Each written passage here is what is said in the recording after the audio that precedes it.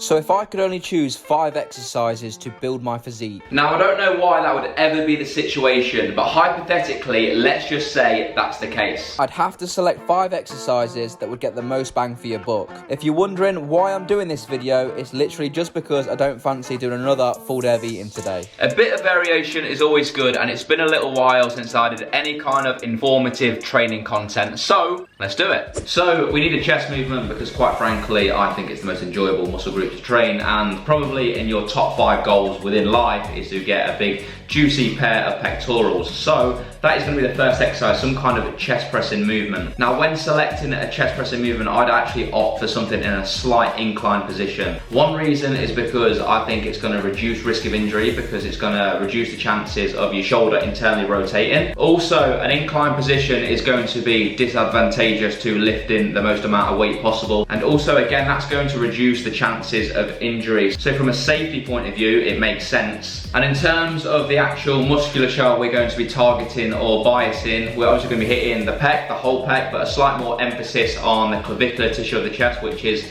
often an area for especially naturals and even enhanced guys, they struggle to bring up that area. So doing something in an inclined fashion makes sense. And also the front delt is going to be hammered because we're in that kind of shoulder flexion position. And obviously with any kind of pressing, extending the elbows in a press, you're going to hit the triceps a lot. Now I've decided that I'd rather do an incline press rather than a flat or decline. That then brings the question to, would I rather use a machine, a dumbbell, or a barbell? But I think when it comes to building a physique, external stability is very advantageous to building muscle. So if you're dieting, for example, the last thing you want to be doing when you're 10 kilos of body weight down, your energy's low, is kicking up 50, 60 kilo dumbbells when you are lacking energy. You'd rather kind of get in a machine where you've got that external stability and you can focus on actually stimulating the muscle. So for that reason, I definitely eliminate the dumbbell press. Although I'd say my chest has actually been primarily built from dumbbell presses. However, going into a dieting phase, I don't think it's the best exercise to be doing. So then that narrows it down to an incline bench press or a machine press. I feel like I'd enjoy doing a barbell press each week rather than a machine press. I'd probably get quite bored of that. So I'm going to go with an incline bench press. So the next exercise I'm going to select is a lat pull down with a neutral grip, and that's then obviously going to bring the debate between pull-ups and pull downs. And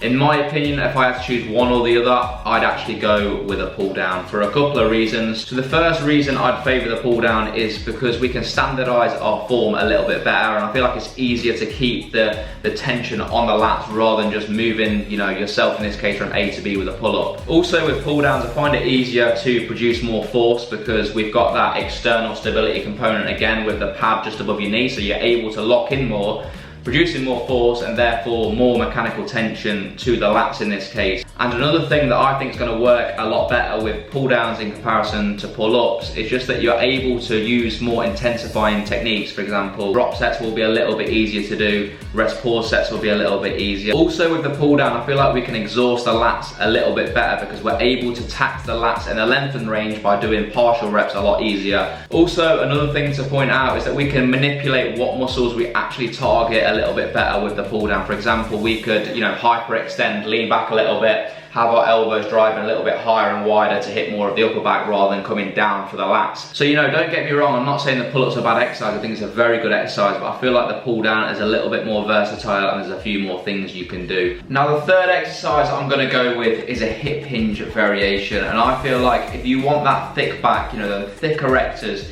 you need to do some kind of hip hinge. I feel like you can tell who deadlifts and who doesn't in their physique. So I personally think if you're going to choose 5 exercises, the amount of bang for your buck a hip hinge is going to give you, it has to be in your program. So I'm actually going to go with a Romanian deadlift rather than a conventional or a sumo deadlift. I personally feel like the RDL is a better exercise for bodybuilding in comparison to the hip hinges. The reasons being the posterior chain is under a more consistent and longer time under tension whilst performing a lift in comparison to doing other movements when we're doing like a dead stop or rest at the bottom. So we're obviously going to use less load in comparison, which is going to bring us onto the topic of the stimulus to fatigue ratio. So if we're able to use less load, there's going to be less risk of injury, and keeping the reps more continuous and standardized, we're going to accumulate less kind of central nervous system fatigue. Also with the RDL, we're going to be creating minimal knee flexion. So we're not going to be recruiting barely any quads at all to keep the tension on the posterior chain. And also with any kind of hip hinge, your core, your abs are going to be under isometric contraction, which is going to develop them far more, in my opinion, than any kind of crunch variations train your abs. So I feel like the amount of bang for your buck you're getting with an RDL in terms of that posterior chain development, you know, your core being worked heavily, I feel like it has to be in your program. So just quickly, before we go over the next exercise, can you do me a massive favor if you haven't already and smash that subscribe button below, because we're going to try and hit 10k subscribers this year, and obviously I can't do it unless you subscribe. So yeah, can you do that please?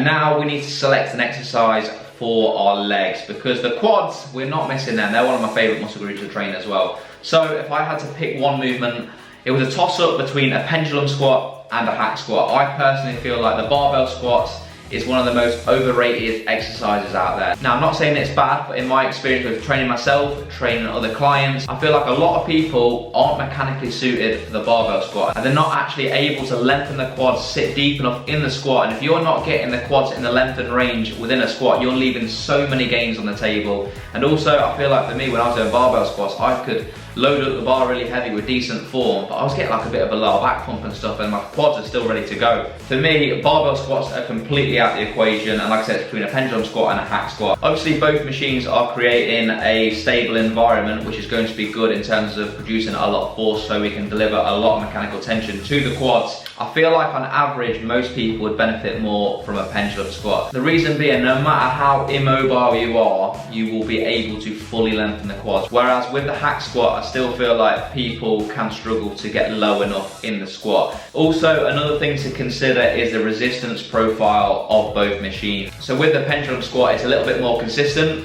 whereas with the hack squat, usually the bottom is really heavy and it drops off a bit at the top, which is a little bit inconsistent. Now, that's not me saying the hack squat isn't good and we can't manipulate the strength profile of the machine. However, I feel like if we want to simplify things to cater to everyone, I feel like the pendulum squat will be a little bit more beneficial. Okay, and the last exercise I'm going to choose is a shoulder press to target the delts. And there will be that argument to say, you know, you're already doing an incline press, so the front delts are getting hammered a lot, but that isn't like the only reason to bring up that front delt. It's more of the medial delt as well, and I can't justify putting a lateral raise in, because if I've only got 5 exercises, putting in an isolation exercise to me makes no sense. So what I do when choosing a shoulder press is choosing one that has a pronated grip, so when our hand is like this rather than a neutral grip. So the reason is we're going to be abducting the arm more, therefore providing more tension to the medial delt, which is absolutely key for building an aesthetic physique. So now I've decided where I want to hit and what grip I want to use.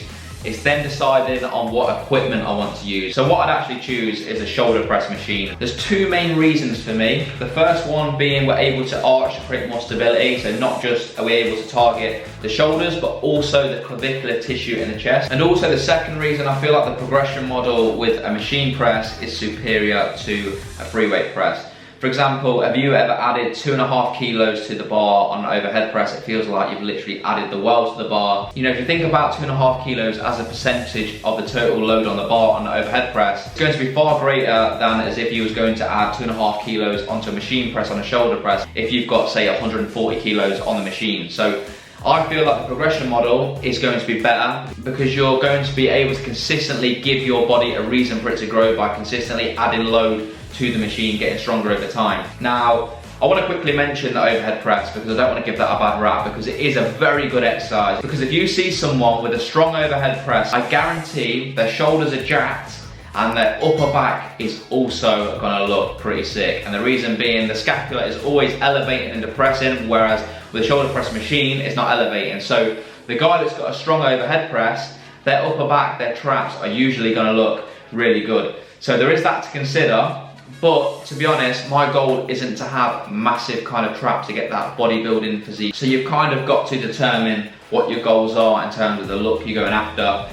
But you know, considering all the points I've outlaid, I actually think, you know, the shoulder press for me is going to be the better option. One thing to quickly point out, actually, these exercises might not look balanced in a program because we've got 2 presses and 2 pulls, but 1's a hip hinge. But what I probably do to make this more balanced is do more sets on the pull down, But for a couple of the steps, I would hyperextend a little bit, so I'm leaning back more. So we're doing more of like a horizontal pull rather than a vertical pull. So yeah, let me know in the comments if you agree with me or disagree with me. I'm sure other people are going to have different opinions. So let me know in the comments which 5 exercises you choose if you could only select 5 to do for the rest of your life, which I hope that is never the case. But if you enjoyed the video, please drop this video a like, subscribe to the channel if you're new, and I'll see you in the next video.